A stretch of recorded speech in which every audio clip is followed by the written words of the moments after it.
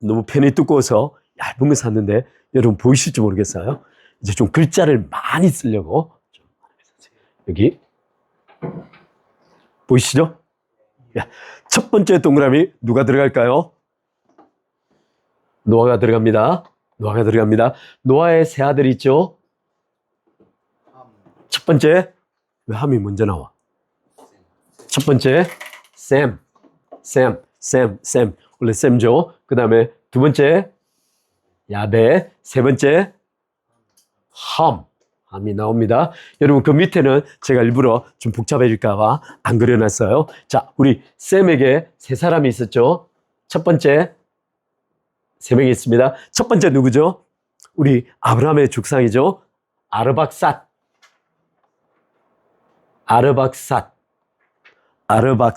예, 아르박삿이죠. 이제 첫 번째 셈을 통해서 아르박삿 쭉 내려가는 아브라함의 조상이 나옵니다. 두 번째 누구죠? 두 번째 아람.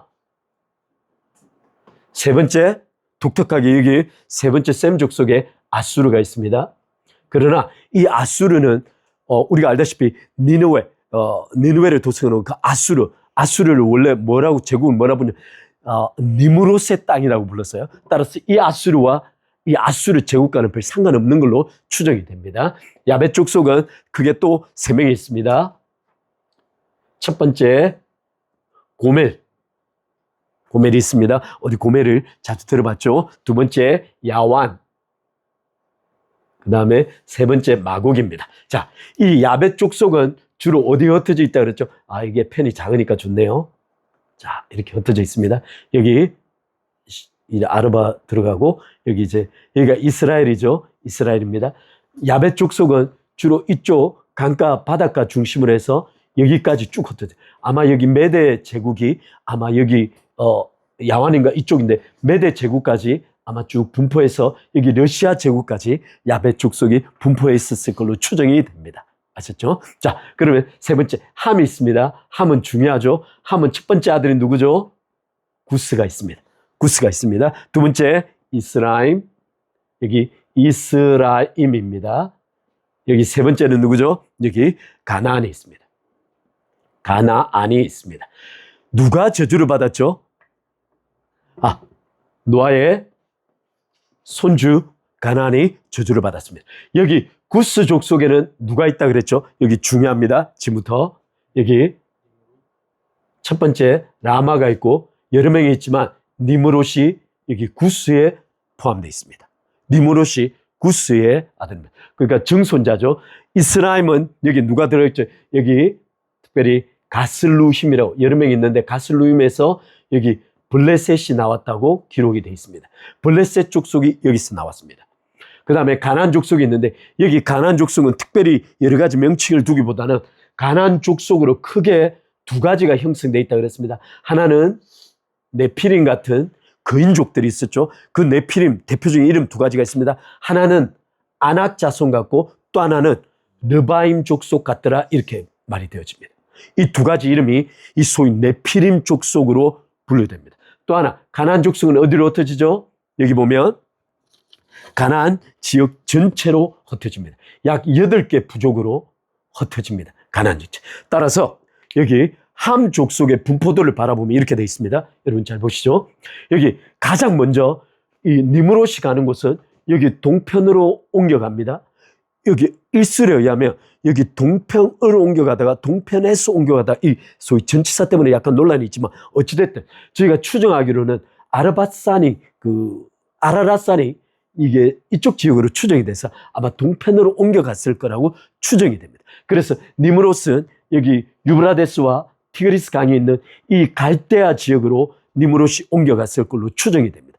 따라서 니므롯 함의 족속 니므롯이 여기인데 여기 구스는 어디로 가냐면 아래로 내려가서 여기 이집트를 만들고 낸 다음에 에티오피아를 통해서 아프리카 전역으로 퍼져갑니다. 구스가. 그 다음에 이스라임 족속 가슬림이라고 되는데 이 놀랍게 야벳 족속이 흩어져 있는 이 그리스 지역으로 흩어 들어가서 여기 크레데라는 선이 있습니다. 크레데 섬 지역에서 철기 문화를 꽃팠던 것이 바로 이 블레셋입니다. 근데 여러분 맨 마지막에 가나안 족속은 여기서부터 아래로 내려가면서 가나안 지방 소위 그 이스라엘 이쪽 지역을 주로 차지하게 됩니다. 특별히 두 군데라 그랬어요. 두 가지를 기억. 하나는 거인족들, 네피림 족속과 소돔과 고모라가 이쪽에 위치하고 있었습니다. 기억나시죠? 이렇게 기억하시면 됩니다. 따라서 안타깝게도 이 셈 족속은 그러면 어디 있었냐는 거예요. 여러분, 야벳 족속은 유럽 지역으로서 러시아, 여기 메대 그 지역으로 흩어졌지만 함 족속은 이쪽 그 니므로 바벨론 지역과 아수르, 여기 가나안 지역, 이집트, 하브로 그 소위 여기로 흩어졌지만 여기 맨 마지막에 욕단이라고 나와 있는 이들이 여기 사우디아라비아 쪽으로 흩어진 것으로 추정이 됩니다. 그런데 대부분의 셈 족속은 어디에 흩어져 있냐면 이 군데군데 다 흩어져 있었어요. 따라서 셈 족속은 정확하게 자리를 잡지를 못하고 있었던 겁니다. 그래서 창세기 10장 21절이 중요합니다. 창세기 1장 한번 읽어볼까요? 창세기 10장 21절 보겠습니다.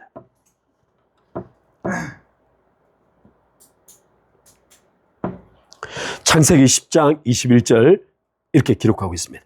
셈은 에벨 온 자손의 조상이요 야베스의 형이라 그에게도 자녀가 출생하니 에벨은 어디에 위치해 있냐면 여기 몇 군데 더 내려가 있습니다. 여기 이제 에벨로부터 벨렉가 나오는데 여기 에베르라고 이 에베르라는 단어가 있는데 이 에베르라는 제가 좀 자세히 쓸게요. 히브리어 말로 에베르인데 원래 이게 아바르에서 왔을 걸로 추정합니다. 이 에베르라는 단어가 아바르 여러 단어로 추정됩니다. 이 아바르가 건너가다 또는 건너편 이런 뜻이 있어요. 그래서 이 에베르 온 족속이라는 뜻은 소위 강을 건너온 자를 추정합니다. 그래서 이 에베르라는 단어에서부터 히브루가 나왔을 걸로 추정이 됩니다. 그래서 창세기 14장에 보면 아브라함 히브리 인종으로서 아브라함이라고 부르는 거죠. 따라서 이 에베르라는 단어 셈을 에베르 몬 족속의 조상이었다라고 말하고 있는 이유는 소위 강을 건너서 이 유브라데스 티그리스 강을 건너서 가나안 족속을 점령해 들어간 셈 족속, 히브리 족속을 가리키는 것으로 추정됩니다. 또 하나, 왜 노아가 가나안을 저주했을까요?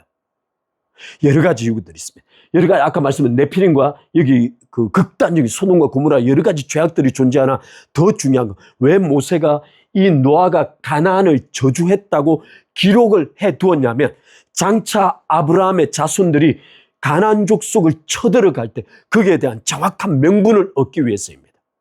따라서 이미 가나안 족속은 노아의 저주에 의해서 이것이 멸망하도록 예견이 되어 있다는 거예요.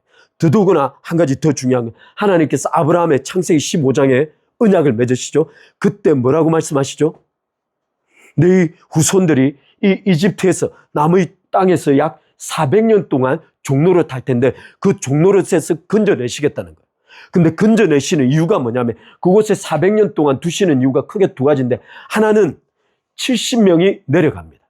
그리고는 불과 400년 만에 약 250만 명 내지 300만 명으로 확대됩니다.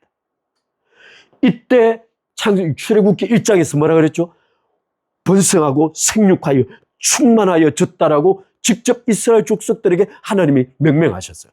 따라서 첫 번째 목적은 이스라엘을 민족으로 키워내시는 게 목적이지만 두 번째는 400년 동안 종노릇 했던 근본적인 이유, 이쪽에 위치하고 있던 가나안 족속의 죄가 아직 차지 않았다는 거예요.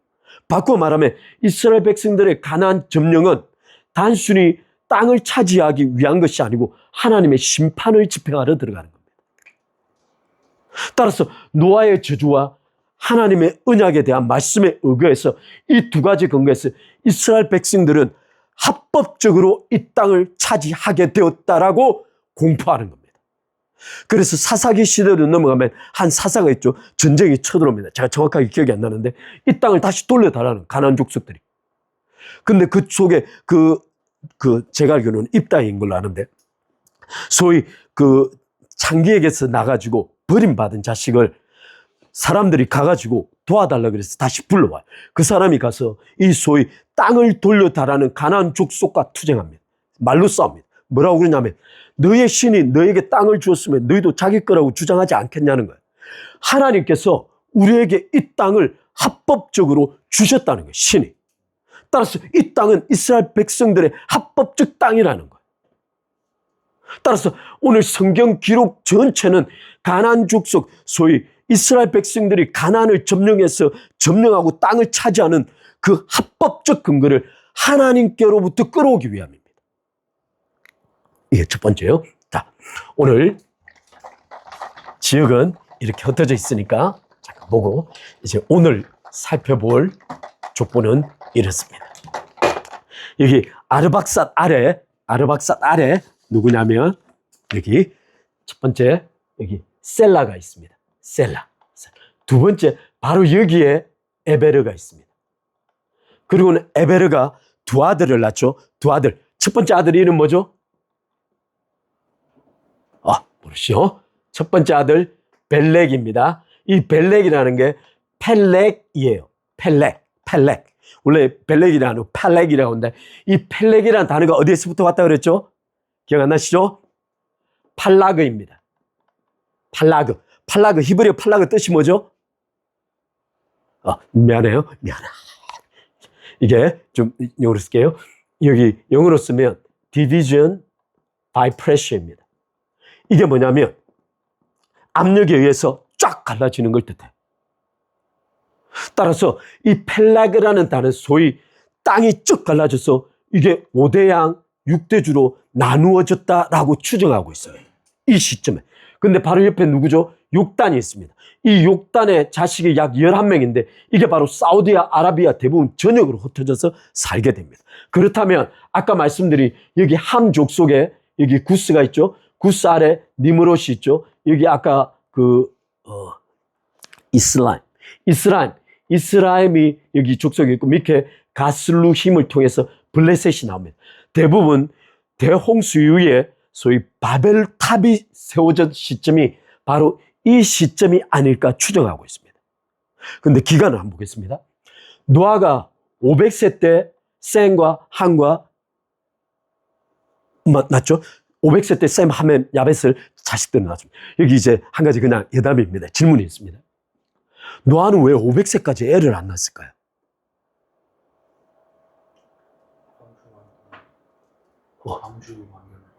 방주를 만드는. 잠깐만. 방주는 하나님께서 말씀하셨죠? 이제 인생은 120년이 될 거라고. 그러니까 120년 동안 방주를 지었어요. 그러면 노아가 실질적으로 홍수 발생한 기간은 600년이에요.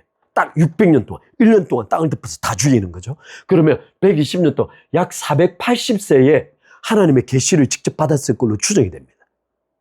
그런데 실제 아기를 낳았던 건 20년 뒤에 셈을 낳아요. 그렇다면 500세가 될 때까지 실제 노아는 아기를 가지지 않겠다가 방주를 지으라는 명령을 받고 아기를 가졌다는 뜻이에요. 더 놀라운 사실은 아담에게서부터 노아까지가 약 10대밖에 안 됩니다. 그런데 기간은 약 1600년이 흘러요. 그런데 대부분 70세 때, 100세 때 이렇게 아기를 낳다 보면 이게 약 15세 내지 16세대가 흘러야 되는데 실제로는 10세대밖에 안 하는 거예요. 그 이유가 바로 이 노아가 500세가 될 때까지 아기를 안 낳아버린 거예요.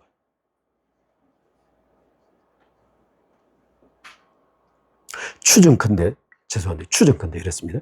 이제 라멕이 말할 때 라멕이 우리의 자손 이 노아가 들었으면 우리에게 영원한 안식을 가져다 줄 거라고 예언을 했어요. 그러면 이 안식을 가져다 준다는 이 말이 학자들 속에는 어떻게 해석되냐면 하나님께서 아담에게 약속하신 여자의 후손이 바로 이 노아일 거라고 추정했던 거예요. 그런 학자들이 쓰리 있다는 거예요. 따라서 이 노아가 여자의 후손이기에 노아를 끝으로 역사가 종료될 걸로 추정해야 됩니다. 종료될 걸로 추정한다는 거예요. 그래서 마지막 급진적인 심판이 있을 거라고 추정하고 이미 머두셀라 소위 노아의 증조 할아버지가 에녹에서부터 머두셀라, 라멕, 노아로 흘러내려온 거죠. 따라서 이미 에녹에게서부터 마지막 종말에 대한 예언이 흘러온 거예요. 그 다음에 머두셀라가 969세를 살고 죽는 거죠. 머두셀라가 죽으면 종말이 온다라고 이야기했던 거죠. 라멕이 777세에 죽습니다. 머두셀라보다 약 1년 전에 죽어요. 777세로. 969세를 아버지가 살아갔는데. 근데 그들 머두셀라가 딱 죽자마자 600세가 되면서 바로 홍수가 쳐들어온 거죠.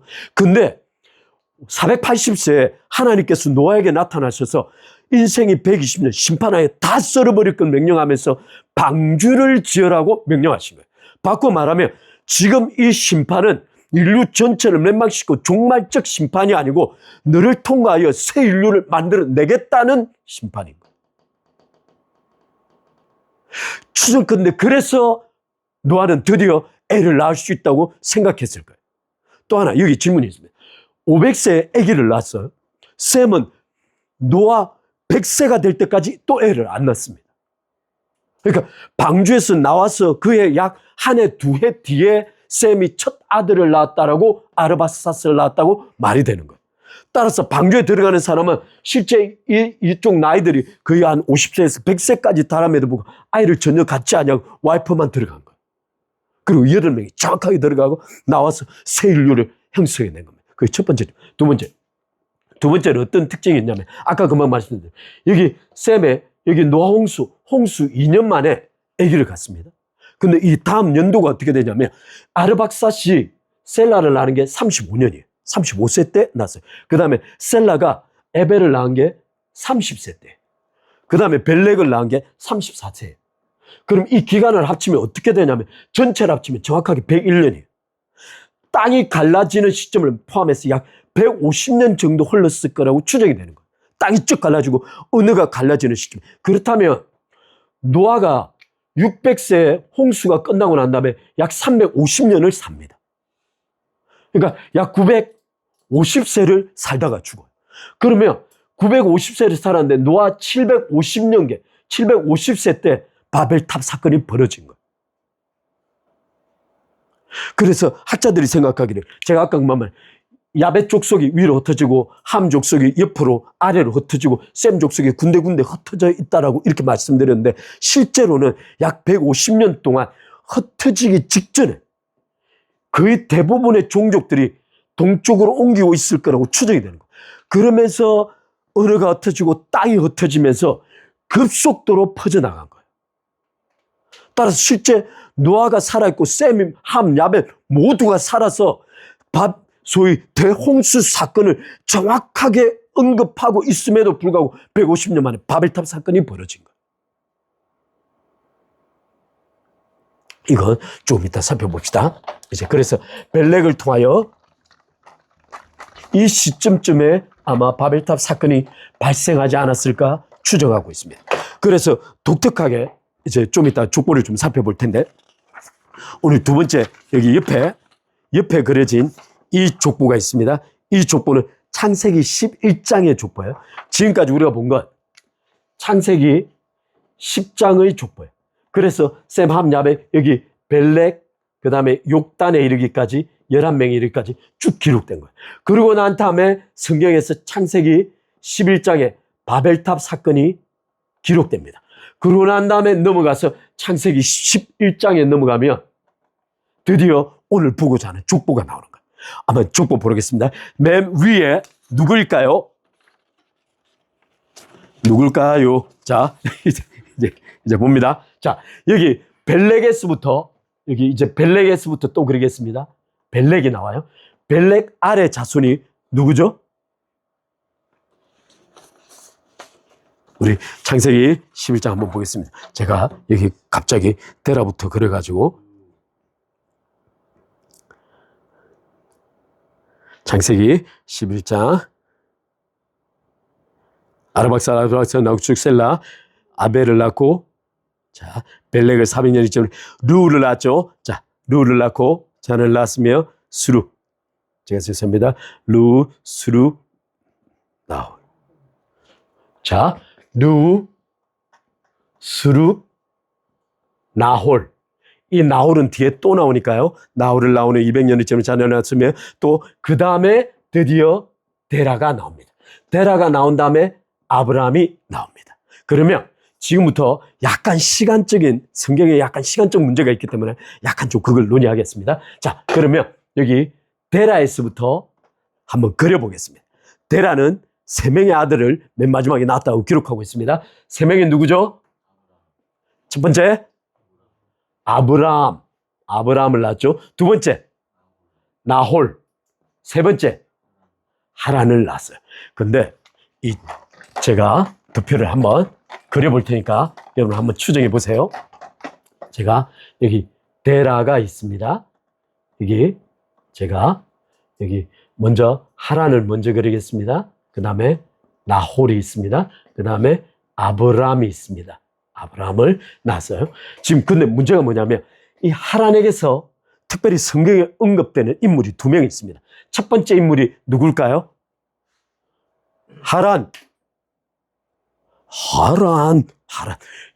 여러분, 하란이 여러 곳에 있는데, 하란이 저쪽 북쪽으로 넘어가면, 터키 쪽으로 넘어가면 하란 지역이 있어요. 근데 이 하란이라는 인물의 첫 번째 아들이 롯입니다.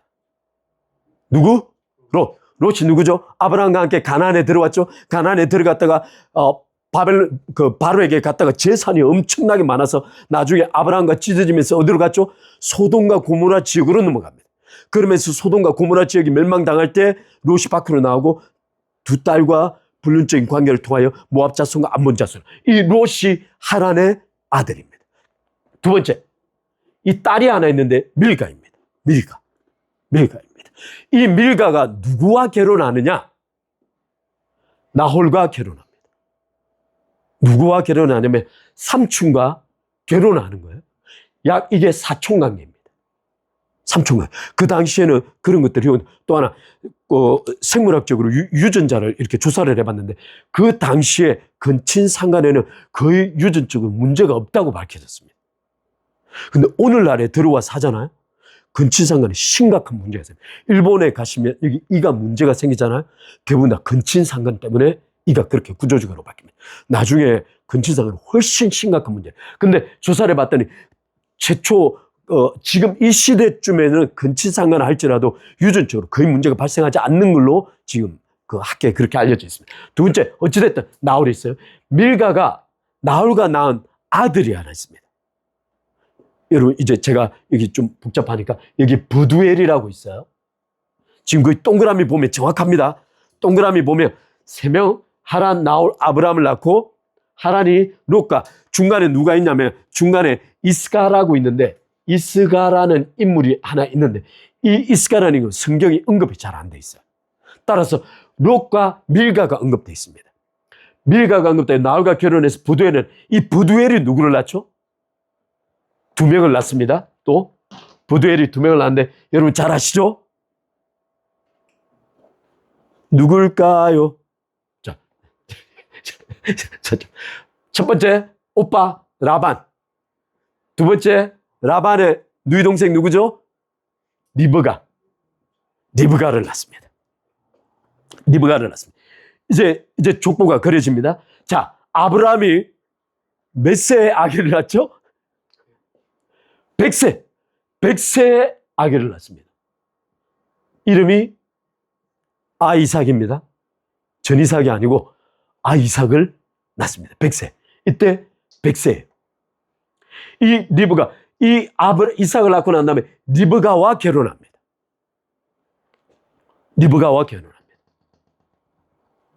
이때 리브가와 결혼할 때 이삭의 나이가 몇 세일까요? 40세였습니다. 이 나이를 적는 이유가 있습니다. 만약 아브라함이 여기 한 가지 여러분 여기 데라가 70세에 아이들을 낳았는데 아브라함, 나홀, 하란을 낳았다고 기록되어 있죠. 근데 아브라함이 가나안에 들어간 게 언제죠? 몇 세 때 들어가죠? 데라가 70대에 아들을 낳았는데 아브라함이 가나안에 들어간 게 75세입니다. 그때 누가 죽었다고? 데라가 죽었다고. 근데 데라가 죽은 나이가 몇 살이냐면 성경에 205세라고 적혀 있어요. 여기 205세. 그러면 아브라함이 데라 70세에 태어나서 75세에 가나안에 들어가면 135세 때 데라 135세 때 가나안에 들어가게 되잖아요. 나이가 안 맞는 거예요. 2가지 추정이 있어요. 그 소위 사마리아 오경에 있어요. 위 오경에는 이때 기록을 아예 그냥 135세로 바꿔놨어요. 근데 실제 학자들은 어떻게 바라보냐면 아브라함을 이름을 맨 앞에 두었으나 아브라함이 실제로는 가장 막내일 걸로 추정한다는 거예요. 그래서 아브라함이 실제 태어났을 때 데라가 약 130세 때 태어났을 거라는 거예요. 왜 제가 이것을 그리냐면 이것을 추정해 보기 위해. 따라서 하란이 실질적으로 70세에 태어났을 거다. 그래서 하란이 메소포타미아, 저 갈대아 우르에서 하란이 먼저 죽어요. 하란이 먼저 죽어요. 저 말이 아시죠? 하란이 그래서 메소포타미아에서 먼저 죽어요. 그러니까 롯과 밀가가 있는 거죠. 근데 나중에 하란의 동생이었던 나홀이, 하란의 동생 나홀이 이 하란의 딸이었던 밀가와 결혼합니다. 근데 여러분 이제 좀 말이 복잡해지니까 잘 들어보세요. 아브라함이 하나님께 부르심을 2번 받습니다. 2번. 사도행전 7장 1절에 2절, 3절에 의하면 아브라함이 첫 번째 부름받았던 곳은 어디냐면 바로 제가 여기 좀 그릴게요. 여기 하란 지역이 있고 여기 하란이라는 지역 이름이 있습니다. 여기 그 다음에 여기 유브라데 강에 여기 갈대아 우르라는 곳이 있어요. 처음에 하나님께서 사도행전 7장 3절에 의하면 하나님께서 여기서 먼저 나타나셨다는 거예요. 그래서 하나님께서 너 본토 친척을 떠나서 내가 내게 보여줄 땅으로 가라고 하나님께서 여기서 명령하셨다는 거예요. 근데 요수아 23장 20몇 절에 의하면 뭐라고 기록되어 있냐면 이 당시에 아브라함의 아버지는 우상을 만들던 우상 판매자였다는 거예요. 다른 신을 섬기던 사람이었다는 거예요. 따라서 이때 아브라함이 아버지 데라를 설득했던 걸로 추정이 됩니다. 그래서 하란이 죽고 난 다음에 아브라함이 데라를 설득해서 롯을 데리고 아브라함 자신과 사레를 데리고 이 3명이서 하란으로 떠난 거예요. 대신에 나홀은 밀가와 결혼해서 그곳에 남기로 한 거예요. 메소포타미아. 그러고는 나홀과 밀가가 그곳에 남아서 누구를 낳은 부두엘을 낳고 부두엘을 낳은 다음에 라반과 리브가를 낳는 겁니다. 그래서 아브라함이 이삭의 나이가 약 39세, 8세 때 달했을 때 종을 보냅니다. 종, 너 딴 데 가지 말고 우리 메소포타미아 우르 지역으로 가서 우리 조상에게서부터 딸을 구해오라는 거예요. 그래서 24장인가 종이 보냄을 받고 엘리에셀인가 가서 이게 리브가를 구해서 옵니다. 이때 리브가 나이가 약 30세 전후로 추정이 됩니다. 따라서 하란의 나이가 만약 적다 그러면 이것이 모두가 다 무너져 내리는 거예요. 그래서 아마 여기 70세, 여기 90세, 약 103 이렇게 돼서 쭉 나이가 가지 않을까 추정이 되고 있는 거예요. 여기 이삭이 누구를 낳죠? 야곱과 에스를 낳죠? 이 에스가 이 야곱이 어디로 가죠? 이 야곱이 어디로 가죠? 라반한테 삼촌한테로 갑니다. 도망가서. 이 삼촌한테 가서 삼촌의 딸이 2명 있었죠? 누구죠?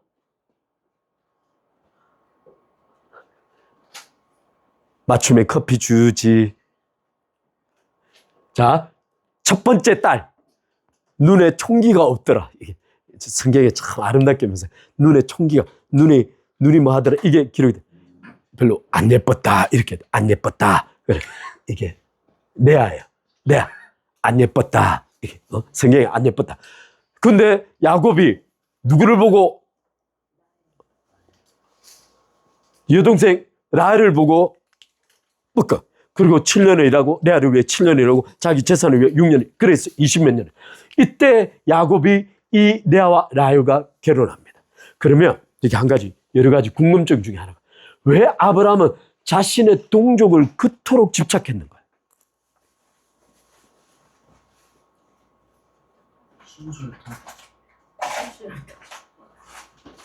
순혈주의. 아까 그만 말씀드린 대로 에베르 모든 족속의 조상이들 자기 종족에 대한 철저한 순수성을 지켜가려고 했는 거예요. 그래서 가나안 족속 소위 야벳과 함 족속 중에서 자기 며느리를 취하지 않은 거예요. 그래서 여기 야곱이 11명의 12명의 아들을 낳았을 때 이때부터 비로소 결혼이 오픈되기 시작한 겁니다. 이때 가장 대표적인 인물이 누구죠? 가나안 족속 중에 유다의 며느리였던 다말이 유다와 관계를 갖고 베레스와 세라를 낳았죠. 그때 다말이 가나안 족속입니다. 그때부터 오픈돼서 이 70명이 애굽으로 내려가고 그 고립된 곳에서 200만 명을 쓰는 이 전체가 지금 창세기 11장의 족보예요. 제가 이걸 가지고 좀 다른 도표를 좀 그리고자 합니다. 자, 여기 한 가지만 좀 더 이야기하면, 여기 아브라함이 2번 부름을 받았다 그랬어요. 자, 첫 번째 부름은 창세기 사도행전 7장 1절로부터 3절에 나타나 있는데, 갈대아 우르에서 부름을 받았습니다. 그때 하나님께서 내 본토 친척집을 떠나라고 말하면서 내가 내게 보여줄 땅으로 가라고 명령하시는 거죠. 근데 아브라함이 차마 혼자 못 가서 아버지와 롯을 데리고 간 거예요. 이 데라의 이름의 뜻이 뭔지 알죠? 데라의 뜻이 뭐예요? 우상? 이 하란 지역에 가서 데라가 죽을 때까지 여기서 아브라함이 머물러 있습니다. 대충 추정컨대 약 10년 내지 20년 정도로 추정이 됩니다. 그러면 데라 나이 늙었을 때 갔다는 거예요. 그러면 늙었기 때문에 그쪽에서 추정해서 그냥 앉을 수 있어요. 근데 이 데라의 뜻이 무엇이냐면, 놀랍게 지연이라는 뜻입니다. 데라의 이름이 지연시키다, 지연이라는 뜻입니다. 따라서 아브라함은 이미 부름을 받았는데 하란에 가서 데라가 죽기까지 약속을 뒤로 미뤘던 거예요. 따라서 아브라함은 하나님 앞에 부르심에 즉각적으로 반응한 게 아닙니다.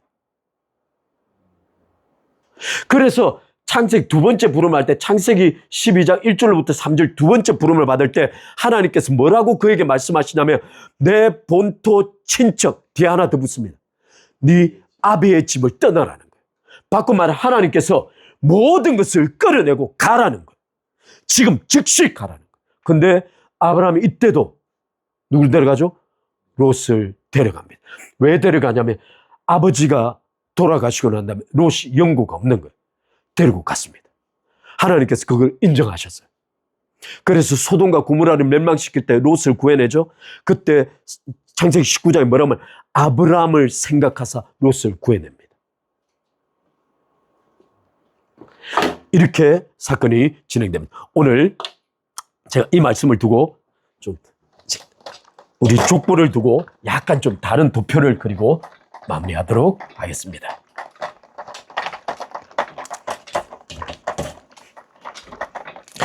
우리 잠깐만 갈라디아서 3장 8절 한번 보겠습니다. 신약 갈라디아서 3장 8절입니다. 여러분, 지난번에 야살의 책이라고, 야살의 책이죠? 예, 여기에 말씀드렸죠. 이 야살의 책에는 어떻게 되어 있냐면, 제가 지난번에 창세기 약 14장에 보면 그돌라오멜 전쟁이 벌어집니다. 그돌라오멜 위에 네 왕과 하부의 소돔과 고모라를 비롯해서 그쪽에 5 왕이 전쟁이 벌어집니다. 가나안을 중심으로 전쟁이 벌어집니다. 이 그돌라오멜들을 아래 다 부수고 넘어가죠. 그러면서 소돔과 고모라에서 롯을 잡아가지고 북쪽으로 올라갑니다. 근데 아브라함이 318명과 그 옆에 족속의 용병을 불러다가 쳐들어가서 다 깨부시고 난 다음에 내려옵니다. 근데 야살의 책은 이걸 어떻게 기록하고 있냐면, 이 그돌라오멜을 누구라고 보냐면 니므롯이라고 봅니다. 그래서 이 스토리가 엉망진창이에요. 심지어 이 아브라함은, 데라는 소위 니므롯의 군대 장관이었다고 추정되는 거예요. 그렇게 기록하고 있어요. 그래서 데라가 군대 장관이었기에 아브라함이 태어나자, 지난번에 말씀드린 그가 꿈에 니므롯이 꿈꾸니까 데라에게서 아들이 태어났는데, 그 아들이 자기 권력을 전복시킬 수 있으니까 아들을 내어놓으라는 거예요. 아브라함을 내놓으라, 죽여버리겠다고. 근데 데라가 자기 집에 기르던 종의 아들을 주고 아브라함을 살려냅니다. 그 아브라함을 노아와 셈에게 보냈다는 거예요. 그리고 노아 하부에서 길러냈다는 거예요.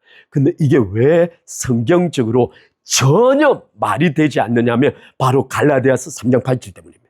한번 갈라디아서 3장 8절 보겠습니다.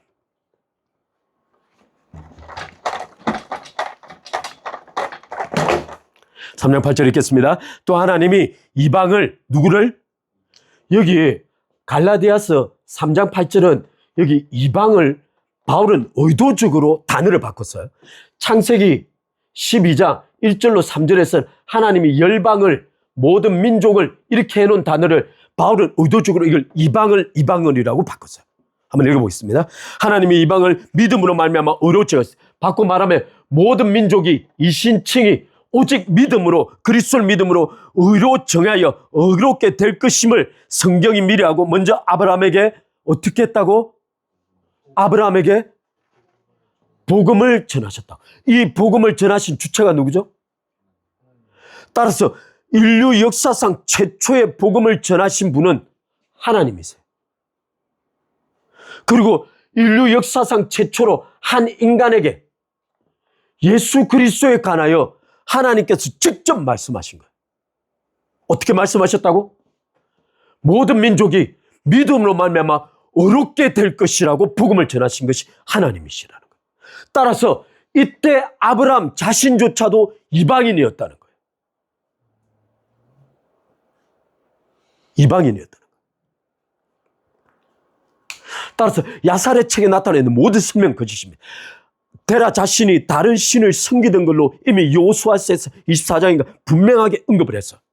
따라서 데라에서부터 모든 집안 자체가 다른 신을 섬기던 우상 숭배의 집안이었어요.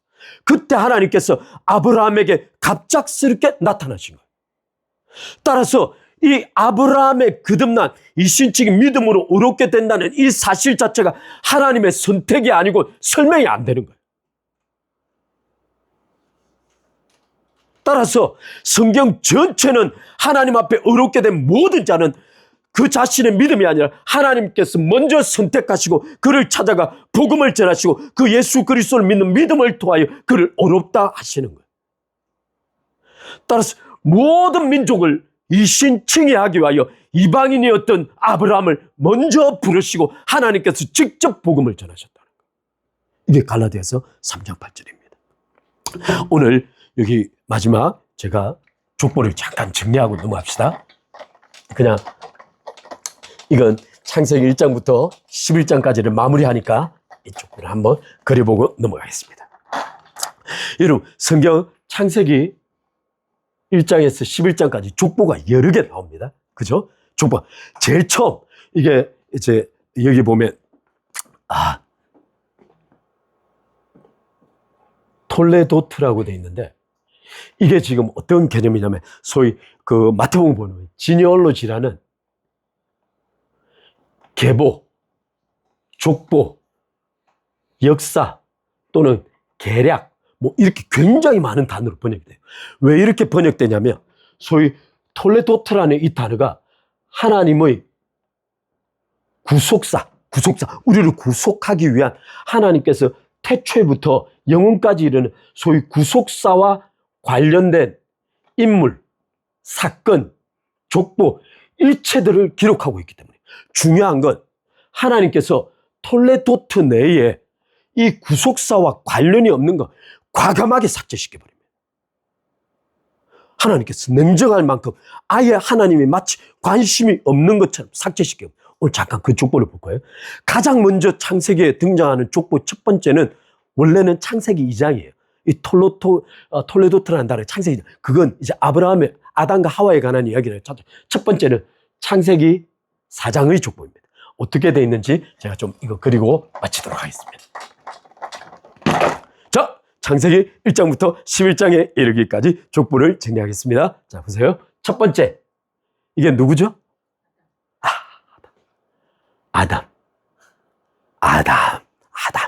아담에게서 누가 나죠? 아벨이 나왔는데 아벨은 먼저 하나님께 가시죠. 하나님께 가시고 첫 번째 가인이 태어납니다. 그 다음에 아벨 대신에 셋이 태어나죠. 근데 가인의 족보가 내려옵니다. 창세기 4장입니다. 창세기 4장에 가인의 족보를 기록할 때 놀랍게 가인은 누구 이렇게 그리지 아니하고 가인은 에녹을 낳고 에녹은 누구 낳고 이 직선적인 족보를 딱 하나 그리고 말아요. 맨 마지막이 라멕과 그 아들들이 두발가인 아들들. 그래서 이 족보가 아들이 여기만 그 유일하게 아들들이 2명 나타나는데 직선적 족보를 그려냅니다. 두 번째 창세기 5장도 놀랍게 족보를 어떻게 그려내냐면 셋이 나오죠. 셋 다음에 에노스가 나오죠. 쭉 이름이 나갑니다. 그러고는 이 이름이 어디까지 가버리죠? 노아까지 갑니다. 노아까지 갑니다. 그리고 직선적인 족보를 그리고 노아까지 가고 딱 맞춰요. 그러고 난 다음에 어떤 사건이 찾아오죠? 여기에 대홍수 사건이 찾아옵니다. 왜 하나님께서 이 족보를 이런 식으로 그려주지 않았을까요? 아까처럼 노아에게는 셈, 함, 야벳이 있고 셈은 누구 낳고 야벳은 누구 낳고 함은 누구 놓고 누구 이게 아니고 하나님께서 직선적 족보 딱 두 개를 그리고 대홍수까지 마무리 지었어요. 왜 그러셨을까? 너무 오래 살아서. 너 오래 사는 얄미워? 뭐 너무 많이 나왔어. 너 할렐루야. 너무 많이 났어. 근데 중요한 건 구원받은 인물은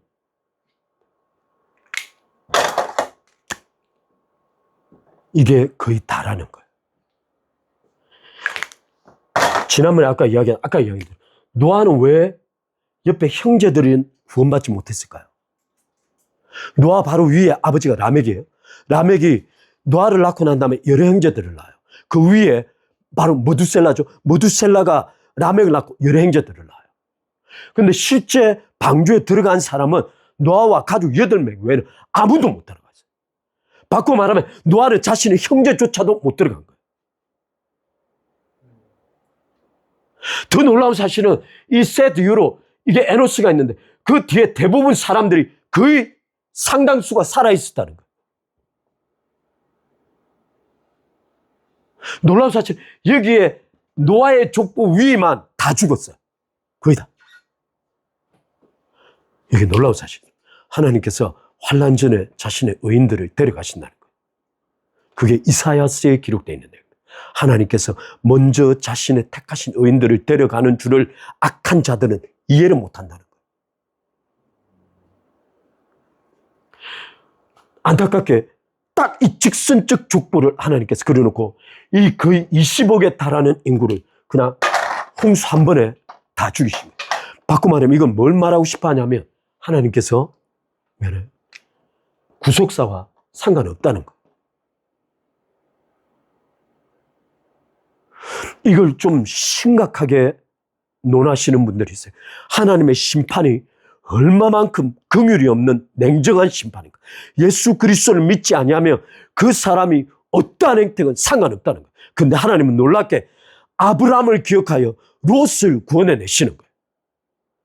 왜냐하면 아브라함이 자신이 사랑하는 그 의인의 가슴 속에 롯이 너무 크게 차지하고 있는 거예요. 그리고 아브라함이 바꿔 말하면 끊임없이 롯을 위해 중보하고 있었다는 뜻이에요. 여기 중보하고.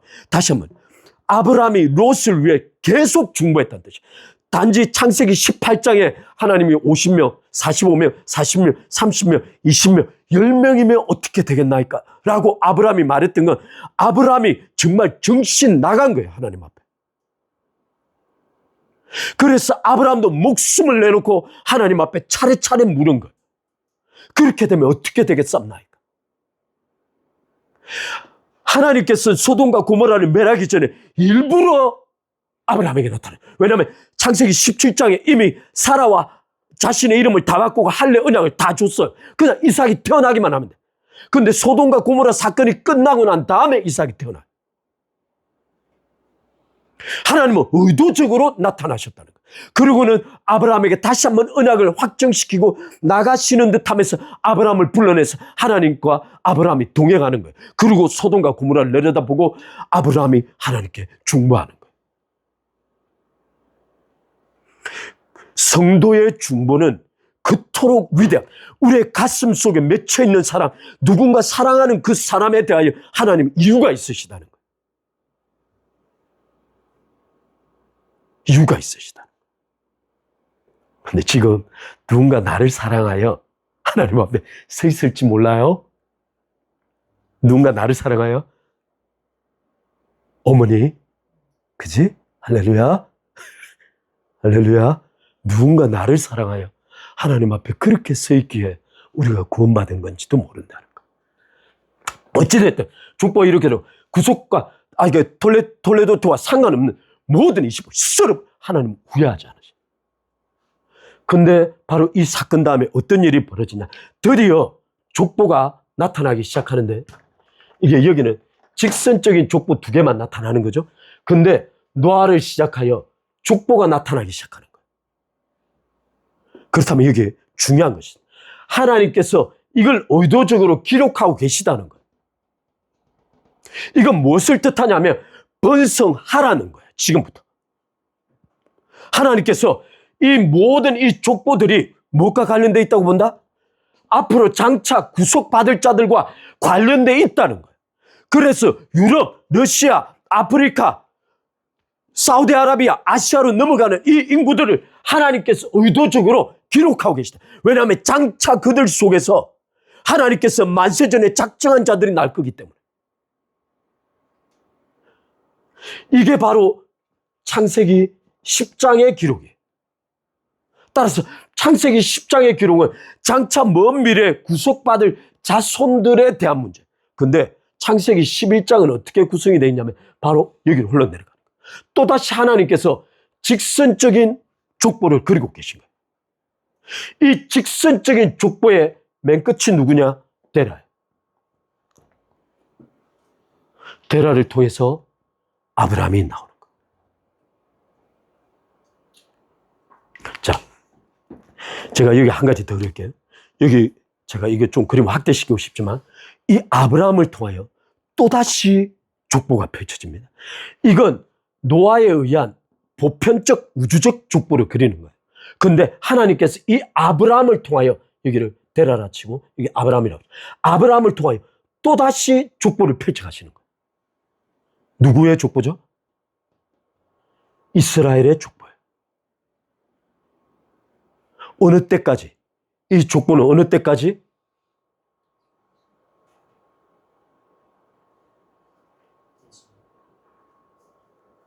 예수님의 이르기까지. 근데 놀라운 사실은 구원받는 자들은 누구냐는 거예요. 이때까지 거의 직선으로 뻗어내려가던 그림이 아브라함을 삐쳐내려가면서 이스라엘 백성들의 남은 자들과 예수 그리스도를 통하여 교회를 포함하는 거예요. 따라서 예수 그리스도를 마치고 난 다음에 모든 성도들은 예수님 안에서 이들을 우리의 조상으로 가진 거예요. 우리는 단순히 떨어져서 나는 조선에 태어나 나는 대한민국에 태어나 너 영적으로 그 개념이 아니고 우리는 예수 그리스도 안에 있어서 우리의 조상은 노아로부터 아담으로부터 쭉 내려오는 직선적 그 개념을 우리의 조상으로 가진 거예요. 우리는 그 안에 들어가 있어서 그들이 받았던 모든 언약들을 우리가 가진 거예요. 하나님께서는 우리를 예수 그리스도 안에 넣어서 조상들에게 주어졌던 일체 언약과 약속들을 우리에게 주신 거예요. 그 약속의 절정이 예수 그리스도예요.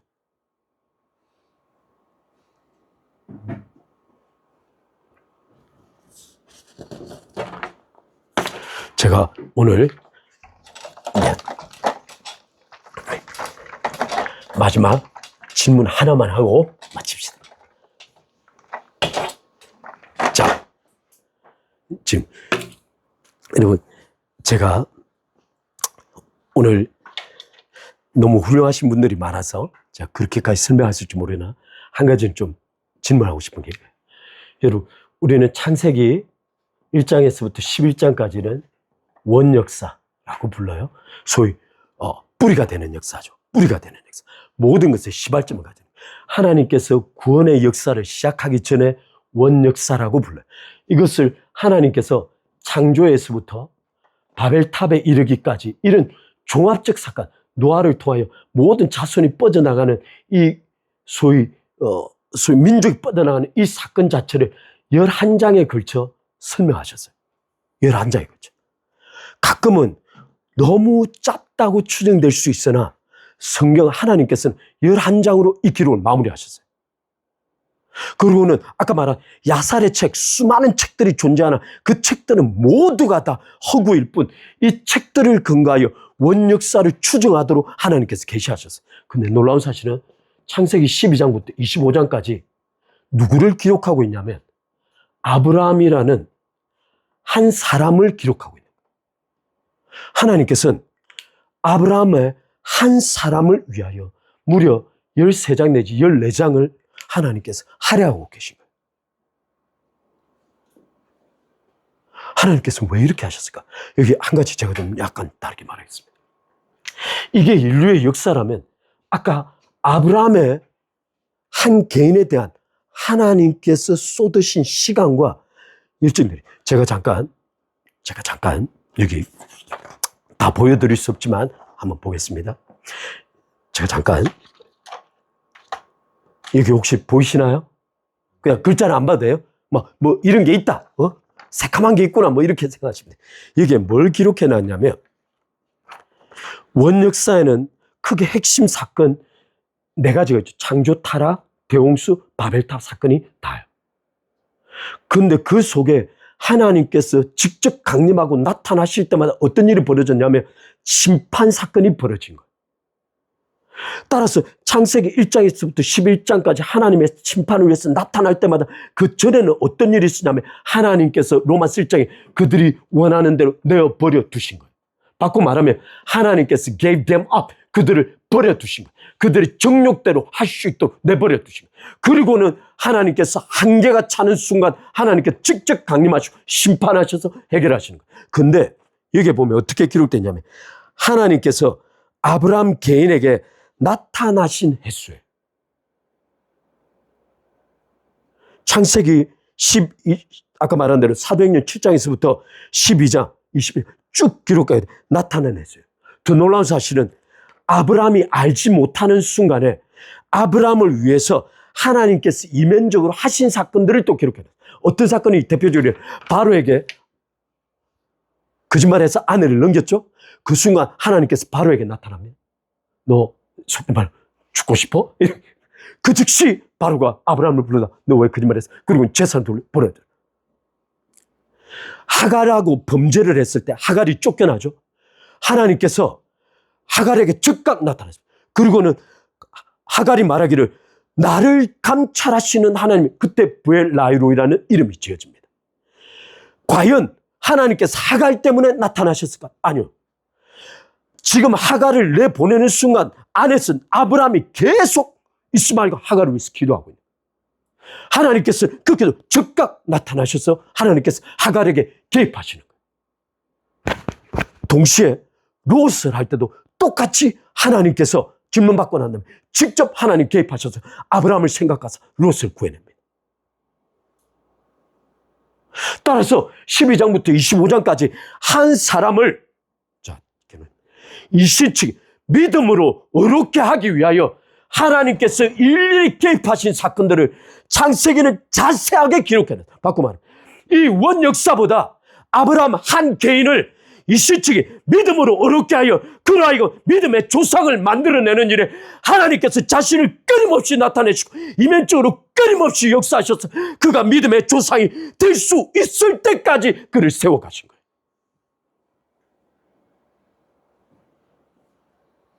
하나님께서 원역사의 그 수십억에 달하는 사람의 이야기보다 한 사람 아브라함이 믿음의 조상으로 세워지는 것들을 하나님께서 더 중요하게 생각하시다. 왜?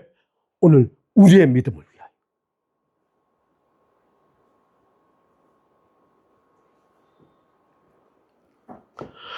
우리 로마서 4장 한번 읽고 마칩시다. 로마서 4장입니다. 4장 17절, 오늘 좀 길지만 아브라함의 믿음을 쭉 한번 하나님께서 12장부터 25장에 한 사람을 믿음의 조상으로 세워서 그로 하여금 어떤 믿음을 갖게 하시는가를 사도행전 로마서 4장 17절부터 25절까지 제가 읽어드리겠습니다. 기록된 바 내가 너를 많은 민족의 조상으로 세웠다 한가 같으니 그가 믿은 바 하나님은 첫 번째 아브라함이 믿었던 하나님이 누구신가를 말하고 있는, 그는 어떤 하나님을 믿었는가를 첫 번째 말하고 있는 겁니다. 지금 바울이 그가 믿은 바 하나님은 첫 번째 죽은 자를 살리시며, 이 죽은 자를 살리신 것은 누구를 뜻하냐면 그 밑에 내려가면 자신이 죽은 자와 방문한 것과 아담의 태가 죽어버린 것을 아브라함이 정확하게 보고도 믿음이 약하여지지 아니하고, 또 하나 이 죽은 자를 장차 예수 그리스도를 살리실 것을 믿는 동시에 이삭을 바칠 때 아브라함은 거침없이 칼을 들고 내리찍었어요. 이유가 뭐냐?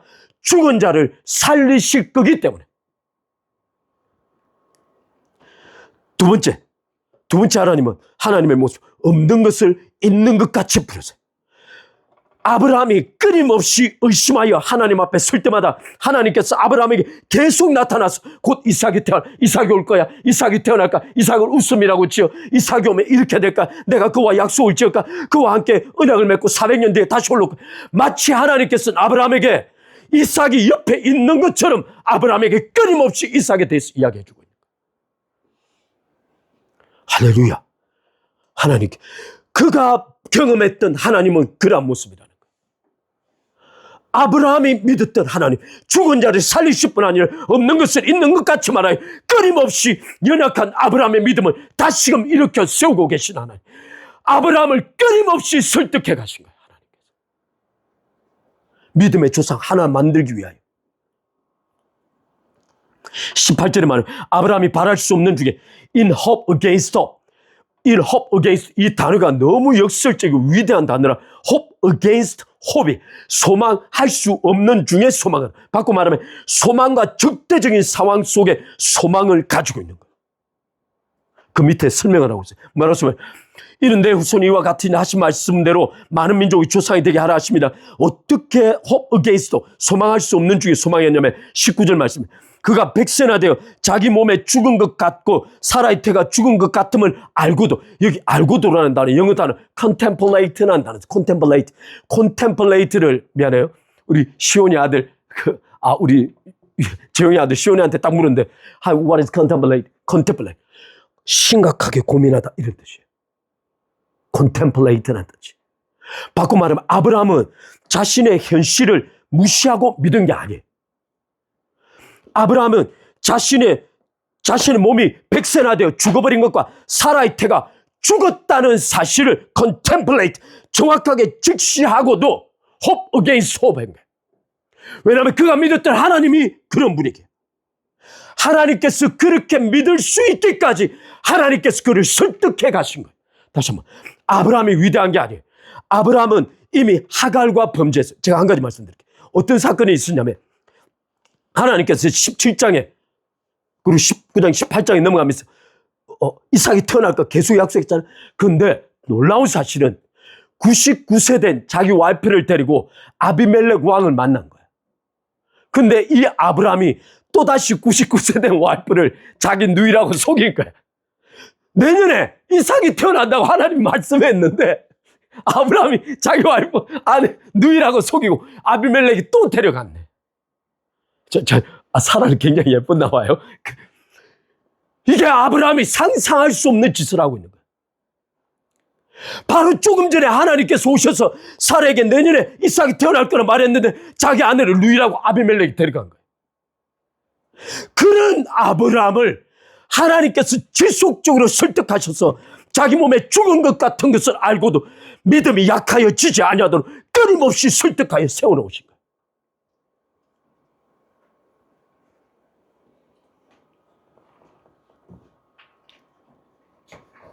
그러면서 말하기를 같음을 하고, 믿음이 약하여, 이 단어가 without becoming weak, 약하여지지 않냐고, 다른 단어가 차례 들어갑니다.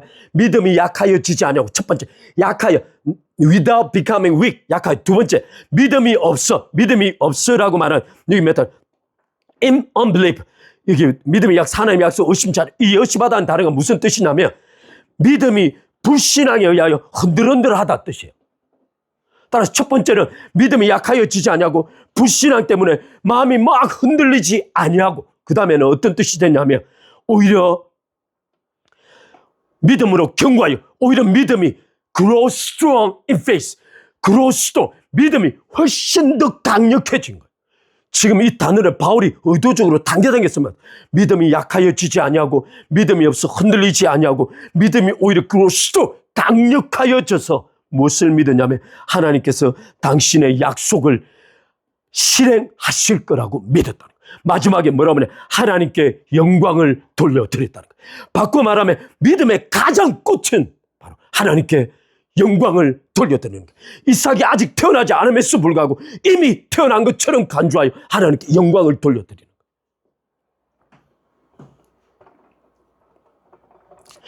거예요. 이 구절의 말씀은 하나님께서 원역사의 그 인류 전체의 역사를 놔두고 하나님께서 아브라함 한 개인을 세워서 믿음의 조상으로 세우는 일에 하나님은 자신의 존재 전체를 보여주신 거예요. 오늘 우리와 그렇게 동행하고 계신 거예요.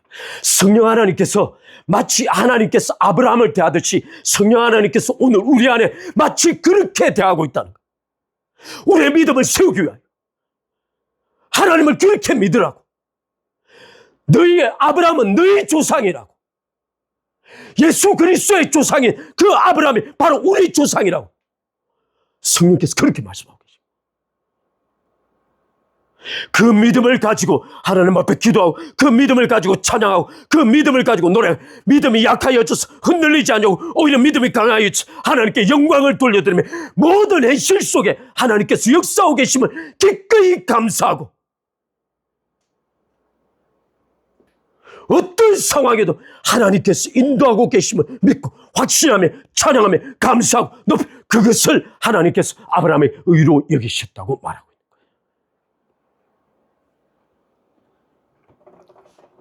거예요. 할렐루야.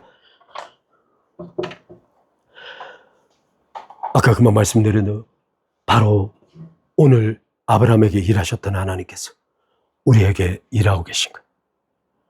우리 같이 기도하겠습니다.